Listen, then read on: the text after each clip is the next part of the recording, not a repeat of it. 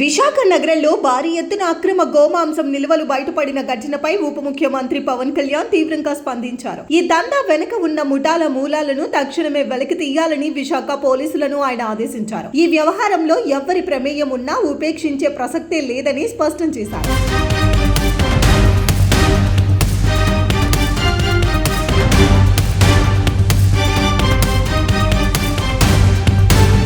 ఈ ఘటన వెలుగులోకి రాగానే పవన్ కళ్యాణ్ నేరుగా విశాఖ పోలీస్ కమిషనర్ తో ఫోన్ లో మాట్లాడి కేసుకు సంబంధించిన పూర్తి వివరాలు తెలుసుకున్నారు. ఈ సందర్భంగా డిఆర్ఐ అధికారులు మిత్ర కోల్డ్ స్టోరేజ్ లో జరిపిన దాడుల్లో 1.89 లక్షల కిలోల గోమాంసాన్ని స్వాధీనం చేసుకుని కేసును పోలీసులకు అప్పగించినట్లు కమిషనర్ పవన్ కళ్యాణ్ కు వివరించారు. కోల్డ్ స్టోరేజ్ నిర్వాహకులను అదుపులోకి తీసుకుని విచారిస్తున్నామని తెలిపారు. ఈ మాంసాన్ని ఎక్కడి నుంచి సేకరించారు, ఎక్కడికి తరలించాలని అనుకున్నారు, అనుమతుల్లో ఎలాంటి ఉల్లంఘనలు జరిగాయనే కోణంలో దర్యాప్తు కొనసాగుతోందని కమిషనర్ డిప్యూటీ సీఎం పవన్ కు వివరించారు. దోషులపై కఠిన చర్యలు తీసుకుంటామని కమిషనర్ హామీ ఇచ్చారు. అక్రమ గోవధ, గోమాంసం విక్రయాలు, ఎగుమతులను ఏ రూపంలోనూ సహించేది లేదని ఈ సందర్భంగా పవన్ కళ్యాణ్ తేల్చి చెప్పారు. ఎన్డీఏ ప్రభుత్వం గోవధ నిషేధంపై ఎంత పటిష్టంగా పనిచేస్తుందో ఈ ఘటన నిదర్శనమని పేర్కొన్నారు. గతంలో తన దృష్టికి రాగానే పిఠాపురంలోని జంతు వధశాలను మూసివేయించిన విషయాన్ని ఈ సందర్భంగా పవన్ కళ్యాణ్ గుర్తు చేశారు.